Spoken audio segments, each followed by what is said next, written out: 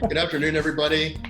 Happy Thursday. And thank you so much for your time, whether you're joining us live or after the fact. We appreciate your attention, your interest in these topics. As many of you know, we've been doing a series of broadcasts exploring interesting work that's happening in the city of Pittsburgh, in local government, in our nonprofit space, with community partners and with local leaders.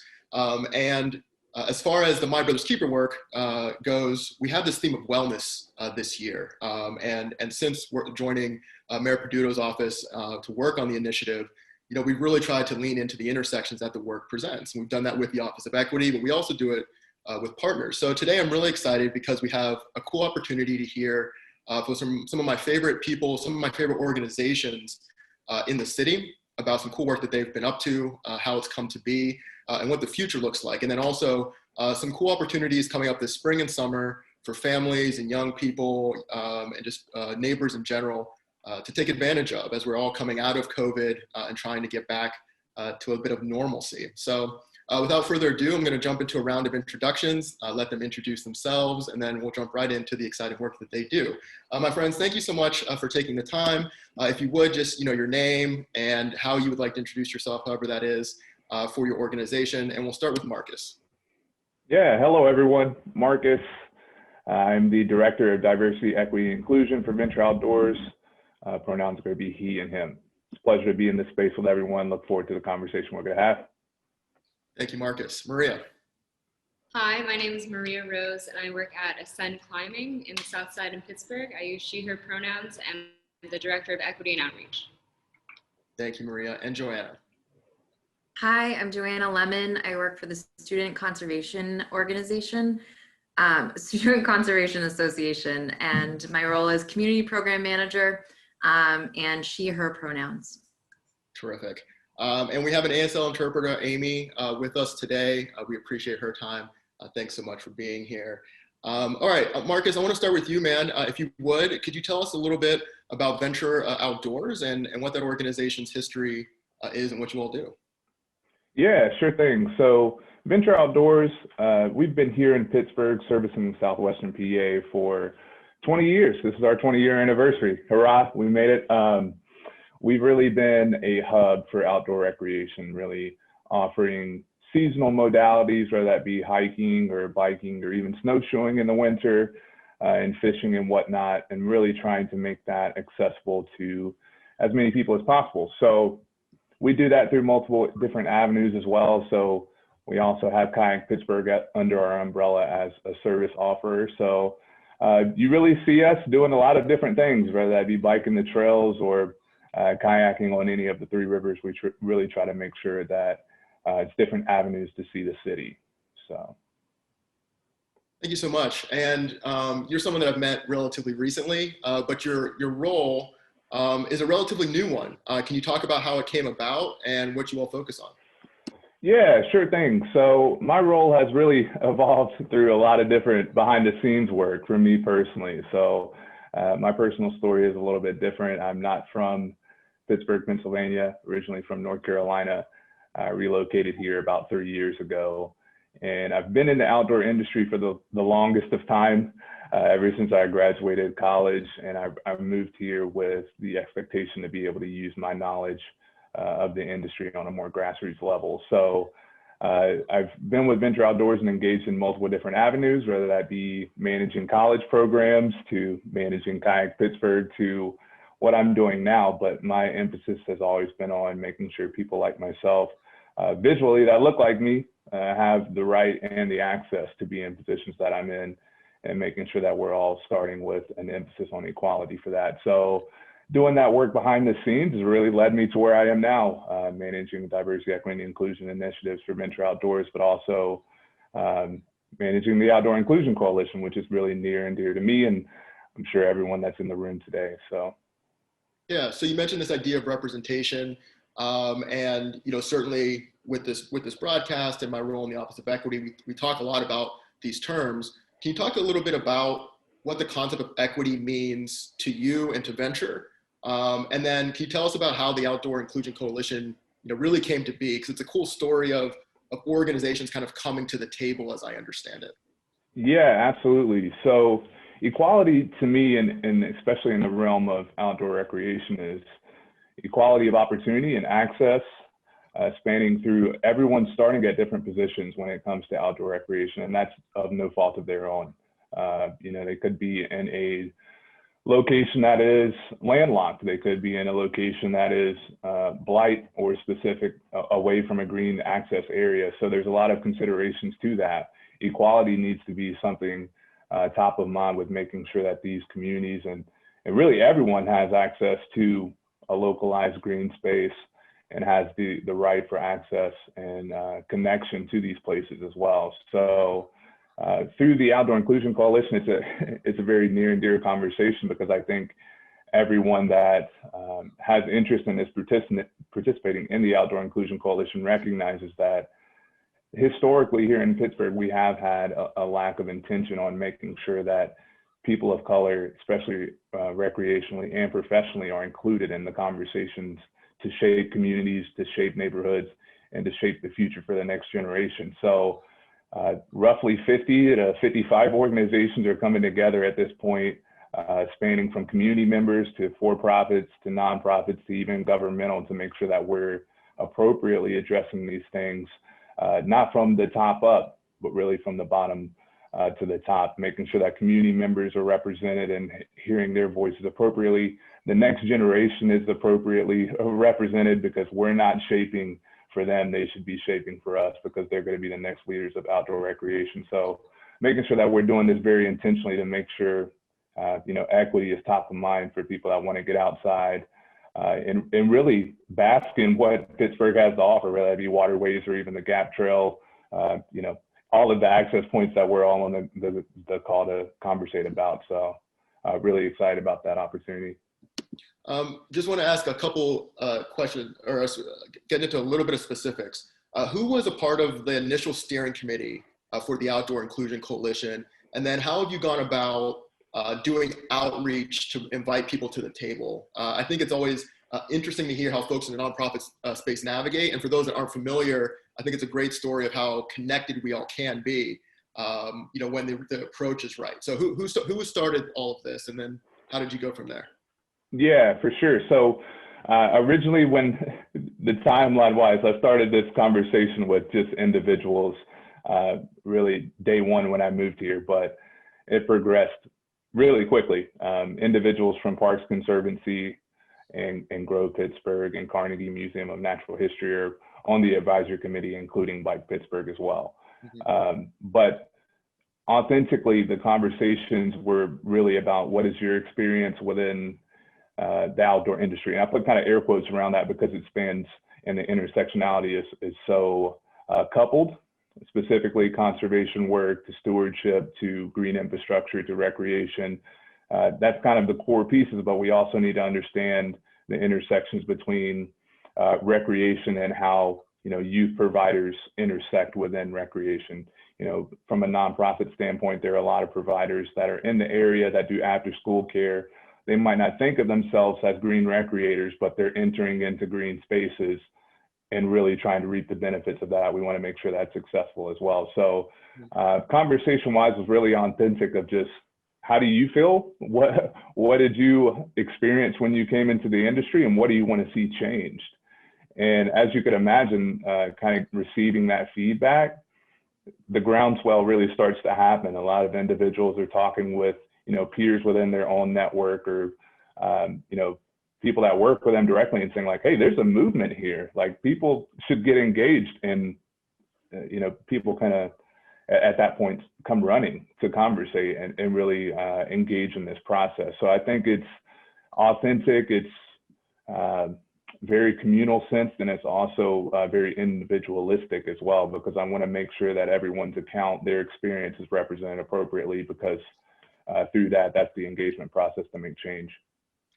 Thank you. One final question, because I know we have some members, we want to turn to them, bring their voices into the conversation. But one of the first conversations that we had around this work and with the city since then has been around a way for community members to talk about their experiences if they run into an incident. And I wondered if you could just talk about, because I hear what you're saying about this organic, value exploration that where folks are like, this is really what I could get out of this, or this is what I would like to see. So can you talk about how that report came about and what it's intended to do?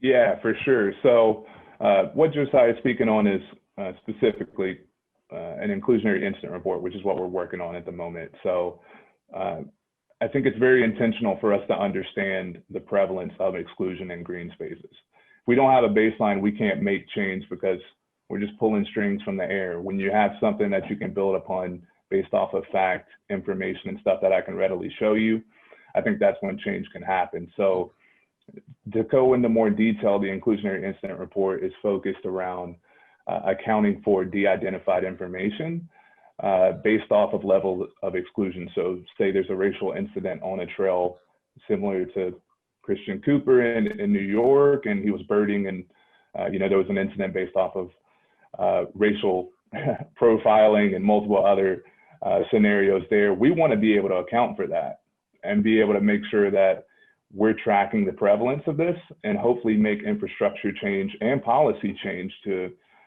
negate those situations coming, multiple years down the road. So I think there's a groundswell of interest in that, both from the city receiving some interest in participating in that survey, but also from a communal standpoint. Communities want green spaces that are equitable, and when they're informed of the level of exclusion that's happening, that's when change can happen. So it's going to work for everyone. It's just the process of rolling this out and making sure that that's equitable as well. So there's a lot to be thought of, but nonetheless, we're continuing to chart that path and move down the road to continue to offer equity and make that a staple for all community members and organizations. Thank you. Yeah, it's been an incredible journey to watch unfold. I encourage folks to reach out to learn more and consider, getting involved or sharing with folks that may want to get involved. It's exciting work.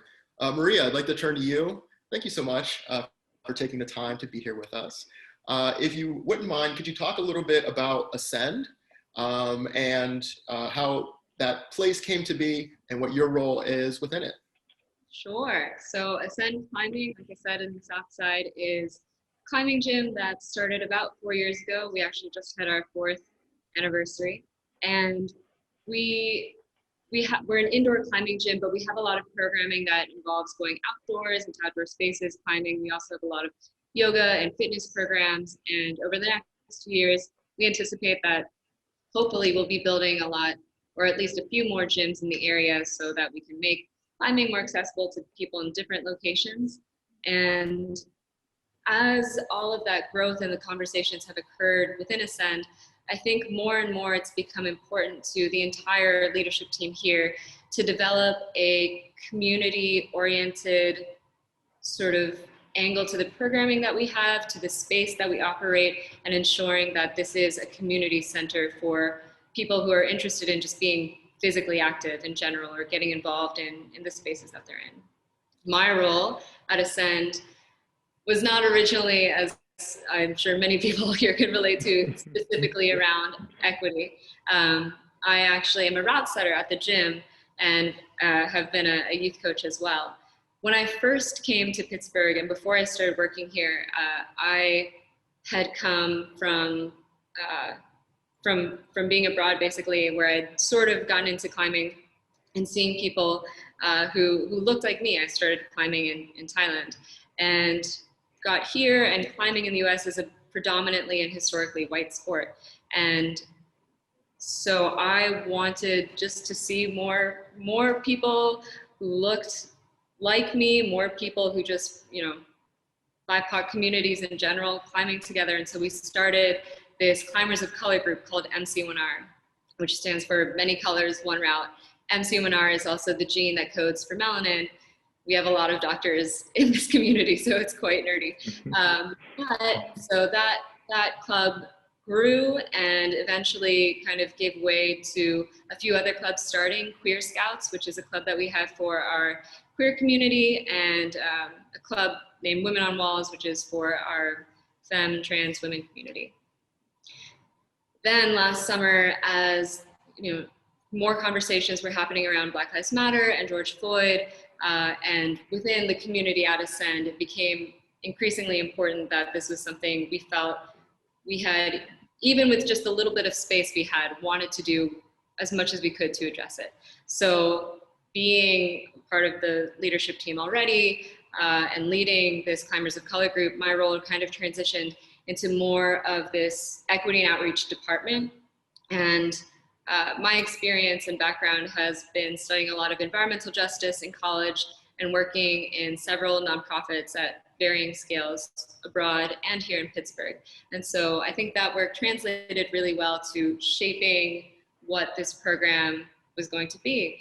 And yeah, so the department goals that I've sort of laid out, or what I would like to see Ascend working more on, and what the department's going to focus on, is one, creating a safe and welcoming space for BIPOC communities in Ascend, in the city, and in outdoor spaces in general.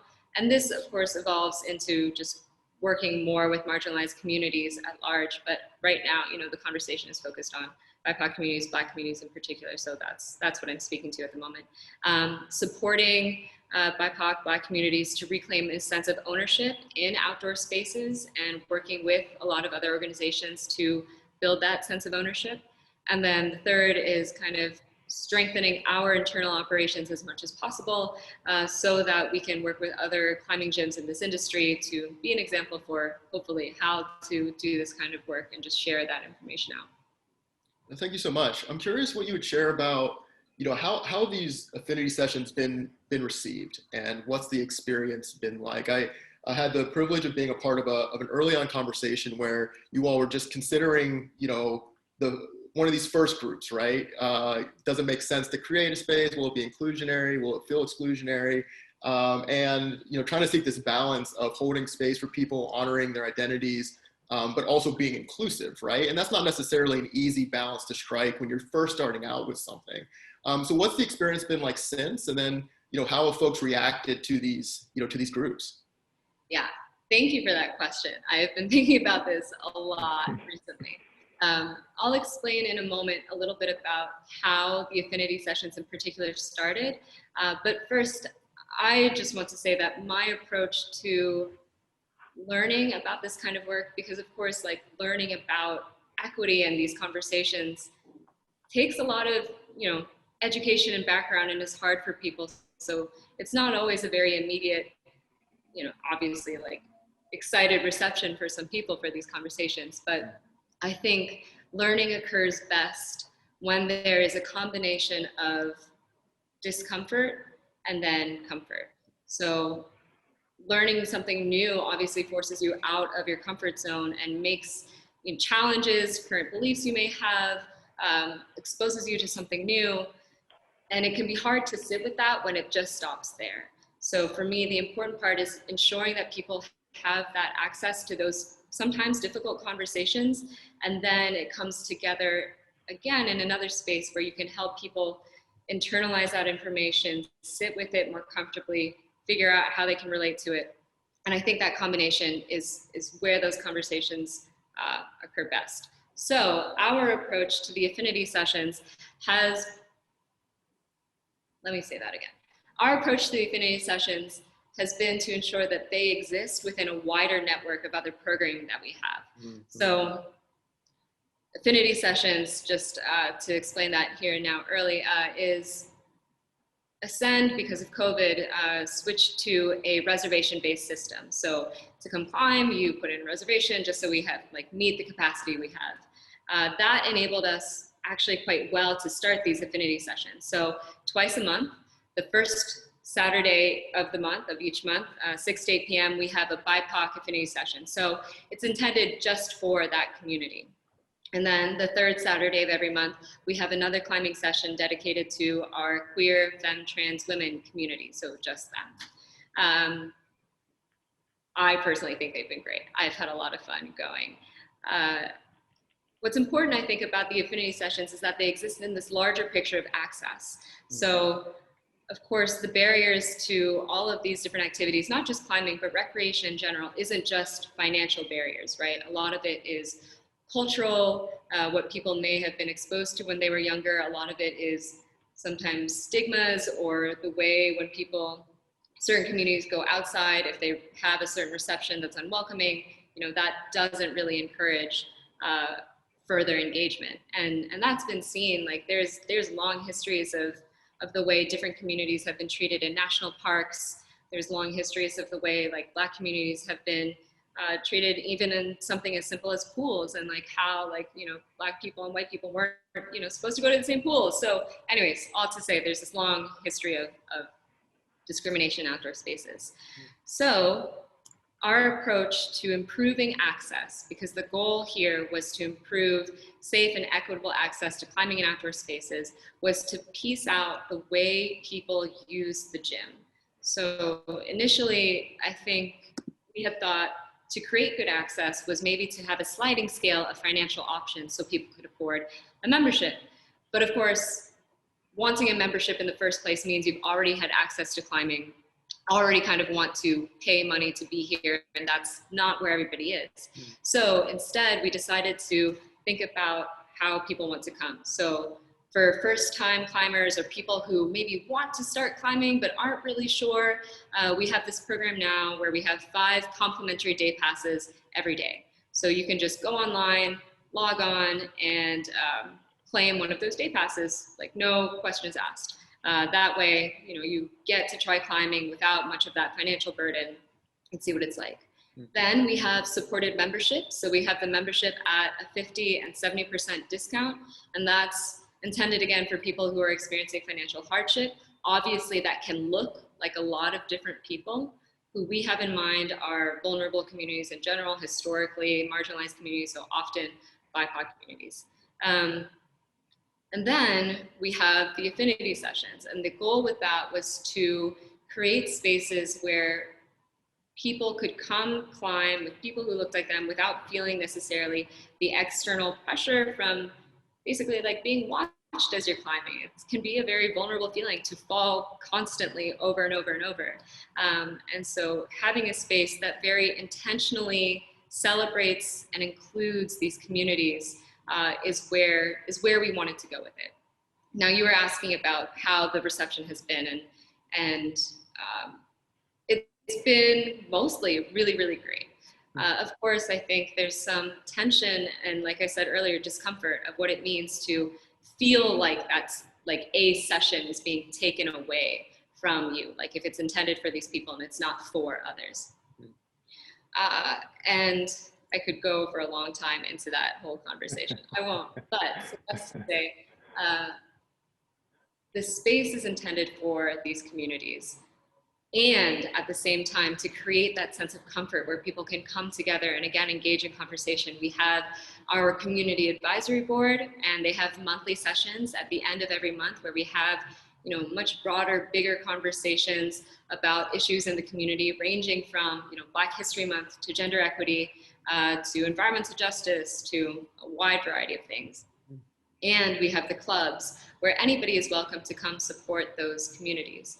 So my goal is to have those kinds of programs add to the context of the affinity session so that it's seen as a conversation where everybody can engage, where we create the space for the people who need it and the conversation for the people who haven't really been a part of it so far. Incredible. Thank you so much for sharing, Maria. And maybe we could talk a little bit more about the reception towards the end of the conversation, because I'm curious how you would counsel folks to go about these conversations on their own. Because I think for a lot of organizations that I've had the chance to talk to, sometimes it can feel intimidating because they just don't know where to begin. And they don't want to offend anyone with their initial forays into the conversation. And so I think sometimes that produces hesitancy. So maybe we can talk about that a little bit, but I want to turn to Joanna to talk about SCA and what they have coming this spring and summer. Joanna, thank you so much for being here as well. If you wouldn't mind, could you talk a little bit about SCA and its history and your role? Yeah, for sure. Thanks, Josiah. And I just really enjoyed listening to Marcus and Maria talk about their things. I could just sit here and listen to that for a while. But the SEA is actually a national organization. The Pittsburgh office has been here doing work in Pittsburgh since 2001. So like Venture Outdoors, we're about 20 years old here in Pittsburgh. But the SEA itself has been around since 1957. And at that time, a young woman named Liz Putnam, she just got out of grad school, and she saw some of the national parks and realized how dilapidated and how worn they were, well loved they were. She knew that students need meaningful conservation work. And so she started this nonprofit in 1957 at a time when, you know, not even women were really welcome into doing this kind of trail work and conservation work at the time. It was really a man's world at that time. So she started the SEA, and it grew nationally. And then in the 70s, these community programs, such as the one I work for, started up. So we offered programming for city youth, doing work in the cities to make sure that the green spaces in the cities were rich and accessible and vibrant.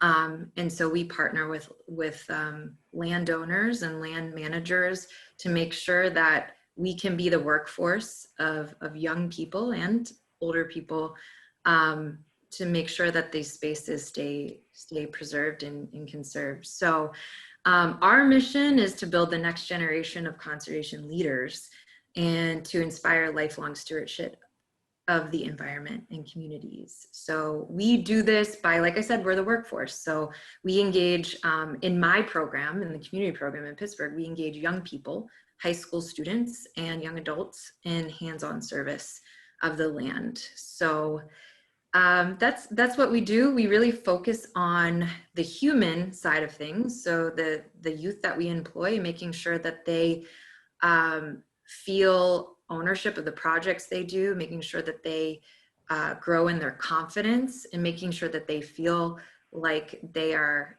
giving back to the community and also getting something from the work they're doing and have a pride in that.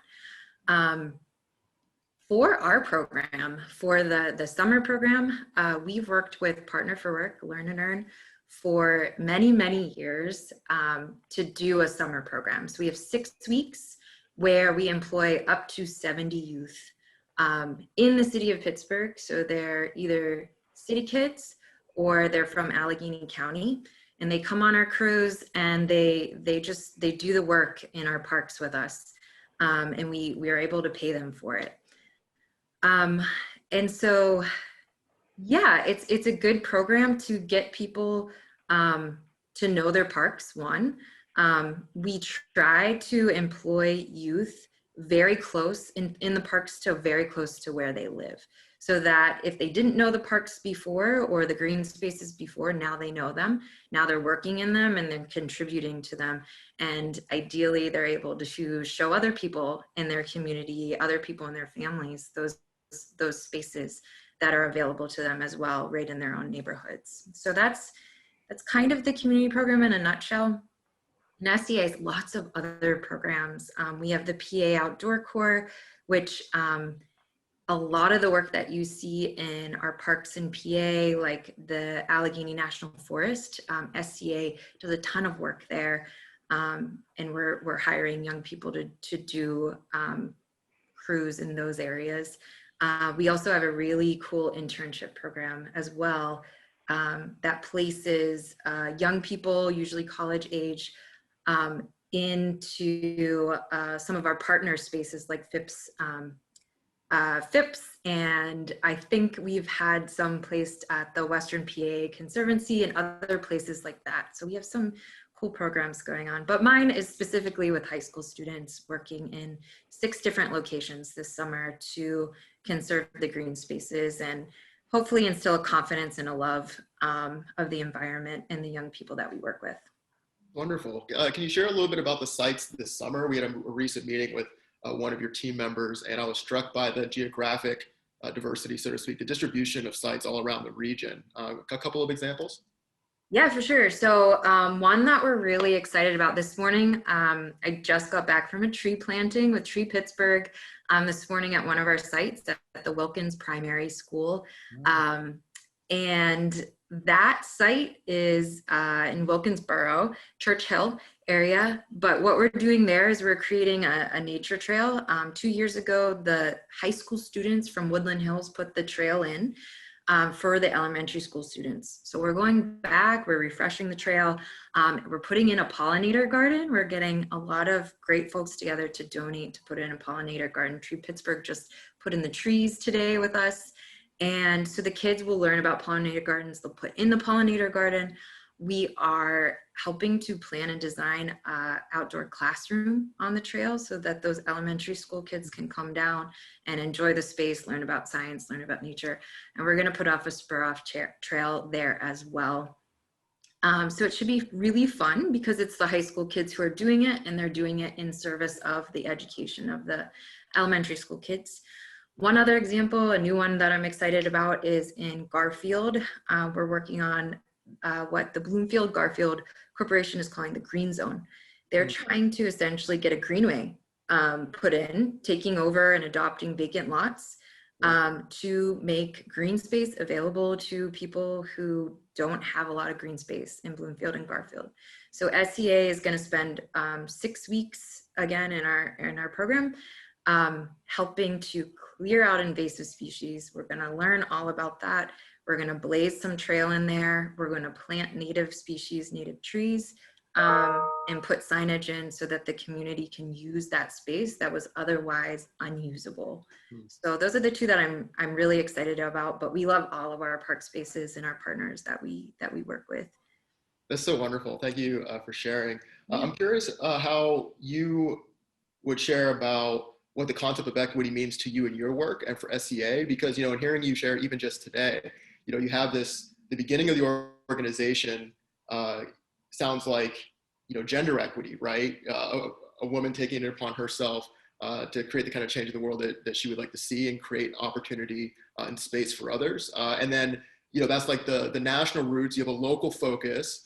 You work through the Learn Earn program, which is a city and county-wide effort. We've talked about a lot on these broadcasts that we definitely encourage folks to look up. And it has an outsized impact on African-American young people in the city and the county in particular. A high percentage of the young people engaged every single year are BIPOC and African-American. And so what does the term of equity mean to you in the context of the work here? Yeah, and one other thing to add to that, Josiah, is the Learn and Earn program itself does reach BIPOC populations throughout the county, but it also, every single kid that's in that program is from a lower income family. And so we're covering a lot of different things by being a part of that program. And that program is the design of it is to get those kids into a career field that they may feel passionate about. And to really help them with their professionalism so that they can have a track towards what they want to do next. So the kids who come to us, some of them have just said, I want to work outside, or I'm really interested in the environment, and they're placed with us. And some of the kids don't know that they're being placed with us, right? So they're like, what? I'm going to work outside? No. And so our job in the SCA, I say, is we are a mentorship and leadership program first in this community program in Pittsburgh. And we are a trail program equally, but kind of second. Conservation is there, and the point is to make sure that these youth that we have, these youth members, have a great experience with us and are building confidence so that they say, I loved my experience. I love the people I work with. I love being in nature, and I want to keep working for the environment.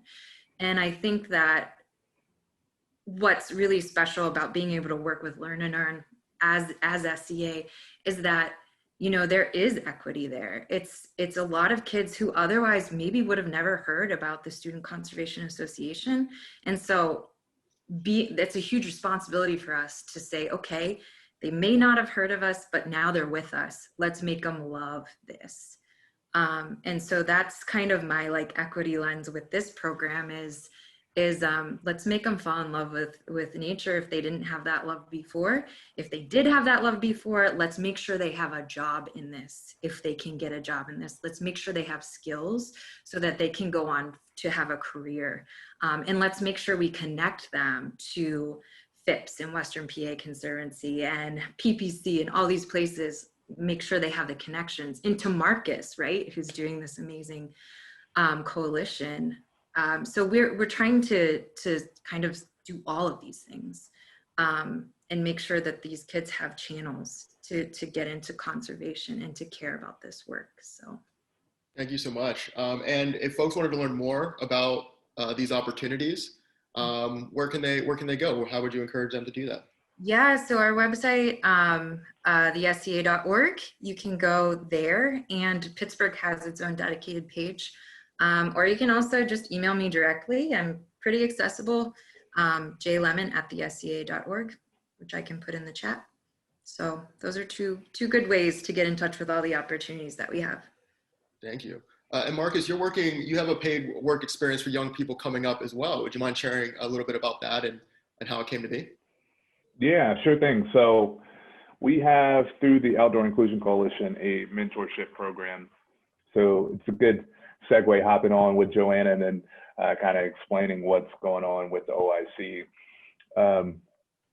Something we are very intentional on and we have like a high interest is making sure, similar to what Joanna said, the relationship building is most important, but also career exploration is important as well. We want to make sure that individuals, especially people of color and marginalized communities, have the opportunity to explore what an outdoor industry job looks like. I always kind of go back to my own personal experiences. I got lucky. I stumbled into this position because I went to post-secondary school, one that was in Western North Carolina, and it was an outdoor-centric school that had a base camp, and I had an opportunity to see what a career within outdoor industry looks like. Not everyone has that experience. Not everyone has equal opportunity for post-secondary schooling. Not everyone has the opportunity to go to a school that has a base camp. Not everyone has the same stuff as me. So what I want to do is make sure that if you have an interest, if you just want to see what gardening looks like as a career, what managing a kayak facility looks like as a career, working along Joanna in SCA to see what stewardship and conservation looks like, or working with Maria to see what managing an indoor climbing gym looks like, you have that opportunity. You're going to be paid equitably to do that. And you're also going to be able to do what you want within these spaces in an actual like representative time frame. We hold youth to such a high standard of, hey, if you want to do something, you got to commit 100%. Realistically, we have a lot going on. Even we can speak for ourselves. Like I have 5 or 6 other responsibilities in my life.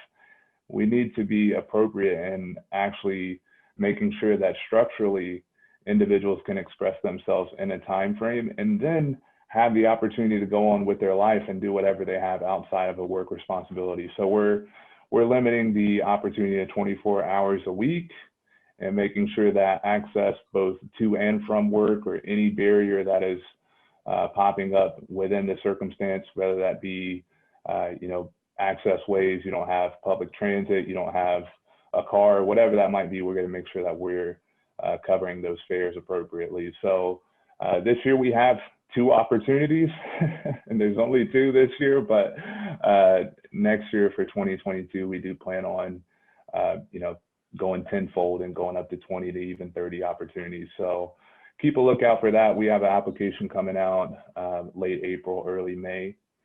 And the application process is pretty straightforward. Do you have interest? Give us some general information about how we can contact you, and let's make this work type of ordeal. So really excited about that. I think all the partners are really excited about that, to see how it happens the first year and what the interest is for growing the partnership network for, like I said, individuals and companies that are in the industry that will be very well suited to make sure that this experience is worthwhile. So if folks want to keep an eye out for that, you said end of April, your website, social media, where should folks go? Yeah, check out the Venture Outdoors website. We'll also be sending that to all of the partners that we have in the Outdoor Inclusion Coalition. So we're trying to be very intentional with making sure that, if internet access is a detriment and you don't have access to it, we're making sure all the CDCs have this, that they can distribute that through newsletters, whether it be paper or electronically. So hopefully it's going to get to you in some avenue, but if you want to email me directly, marcus@ventureoutdoors.org, or check our website, you should be getting access to that very soon.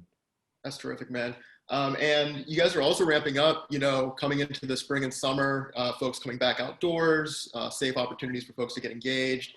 What can you tell us about what's coming up in the spring and summer for folks that want to get outside and do it safely?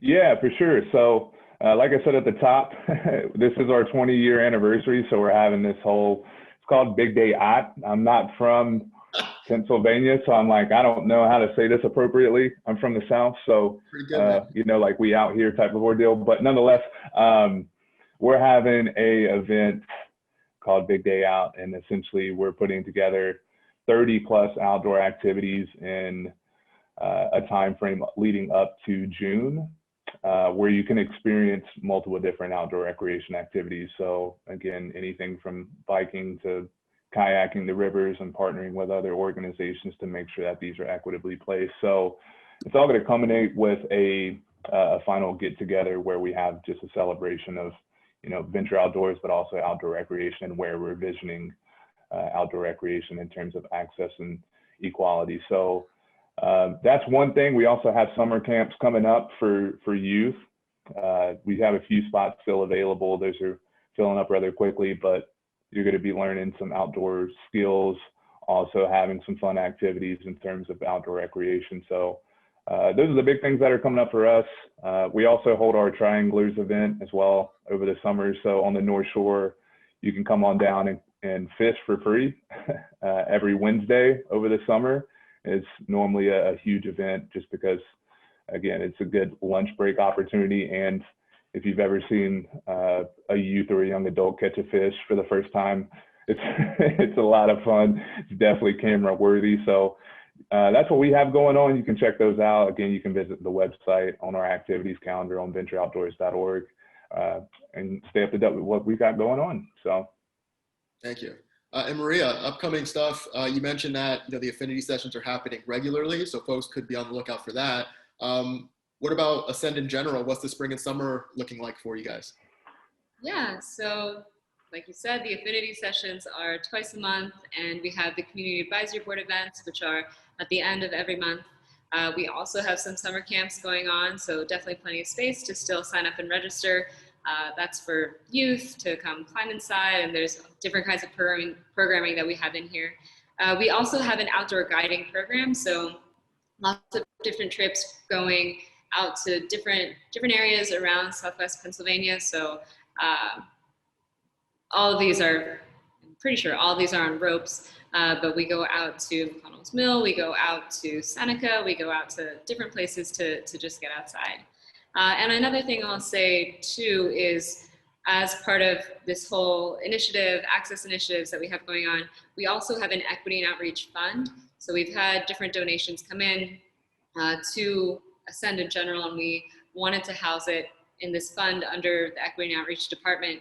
And so that money goes towards community advisory board events. So if we have speakers coming in or something, paying them to come, different ideas, so inclusion, diversity, equity, access events that we might have, whether it's screenings or different events here. And then we also have a lot of that money allocated for anybody who just needs a bit more funding to do a variety of activities. So whether that's somebody who wants to join summer camp and needs some help, or join our youth team or needs some help, or even needing some gear or wanting to go on some kind of outdoor guiding trip as a big group, we have money dedicated to making those kinds of events happen. So that's what we have outward facing. Inward facing, there's a whole lot of stuff going on just generally. A lot of the initiatives I mentioned, I have this I'm very spreadsheet oriented, and so I have a whole set of things going on. But a lot of the initiatives I mentioned just now fall under what I imagine is logistical things, basically just like, how do we get people into the gym? How do we get them climbing?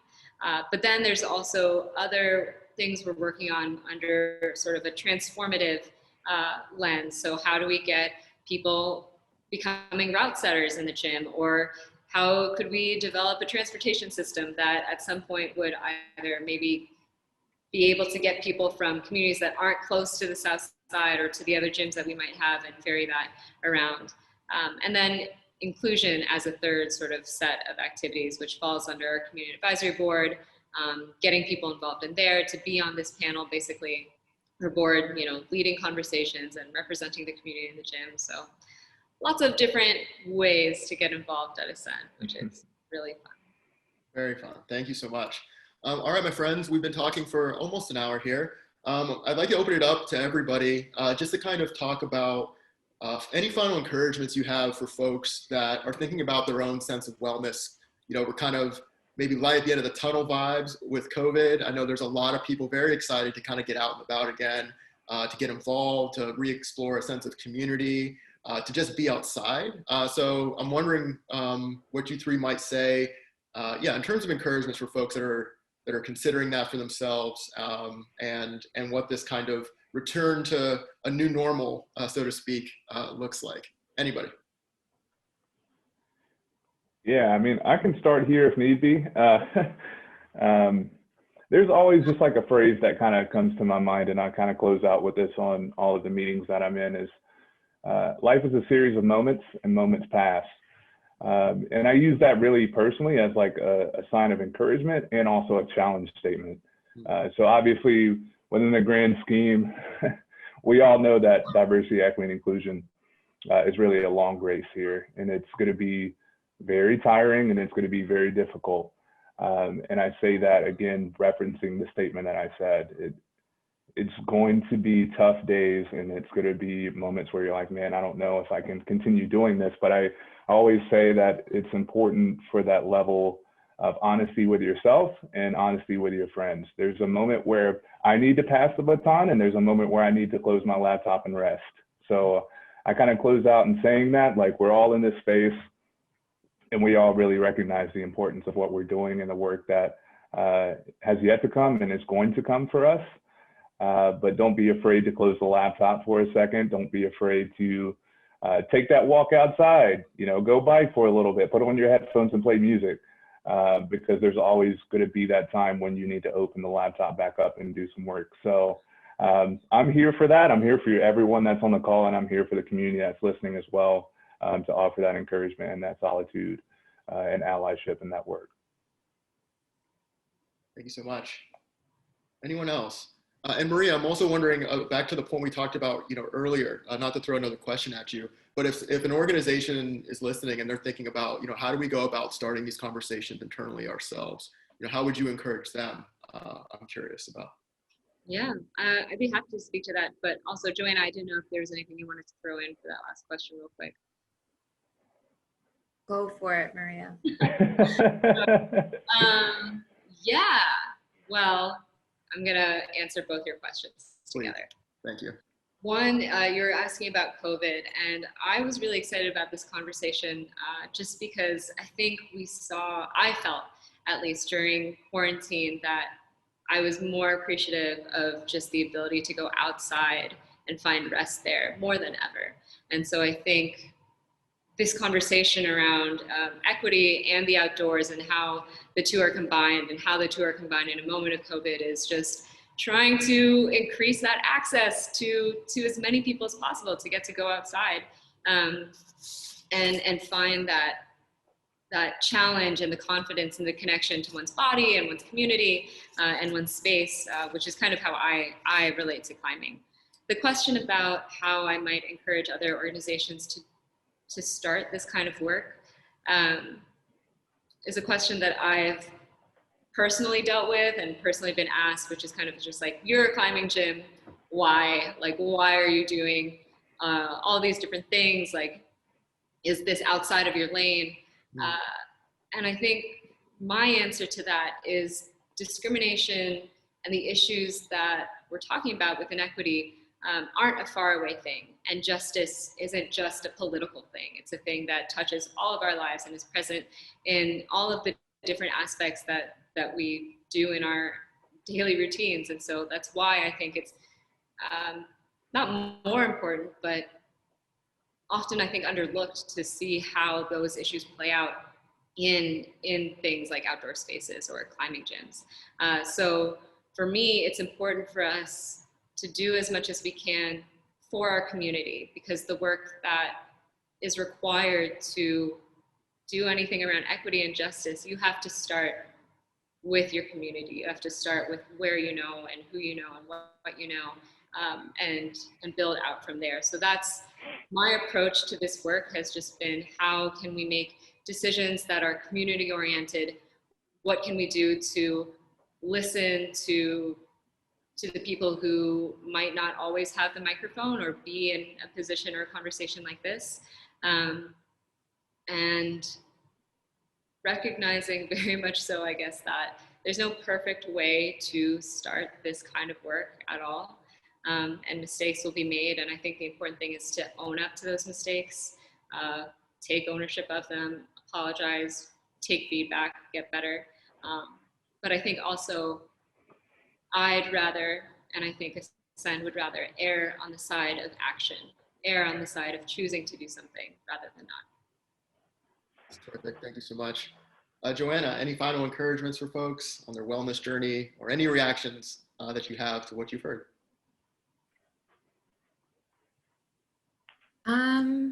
I would just kind of second what Maria is saying, is whatever little piece you can do in your own little corner of the world, your own little corner of Pittsburgh, is important, and you do matter. And I think just like for SCA, I've been really lucky to be a part of this organization, and Stephanie Meeks, our CEO, is really bold in the statement she makes with equity and diversity and inclusion. And it's been really great to be a part of this space and to be able to speak out about these things.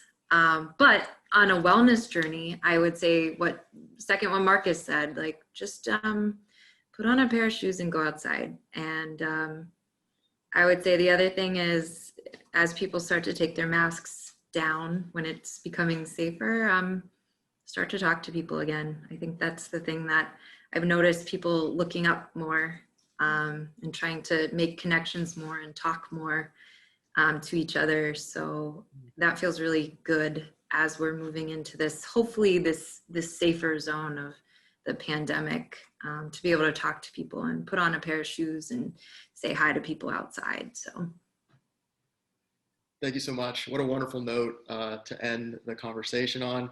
I would encourage folks that are watching to make sure that you check out Venture Outdoors, SCA, and Ascend online and on social media.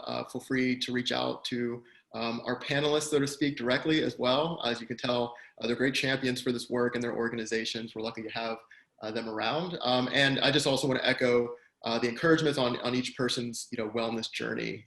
And in terms of the community sense too, there's value in holding space for the perspectives of others and leaning into these difficult conversations. And there's also value in sharing authentically just the journey of doing that. I've referenced Ascend, for example, Maria, with other folks that are interested in this, because bringing up to them that there's a climbing gym that's trying to figure this out seems to really give them encouragement that they can figure it out for their community-based organization that's focused on education, for example.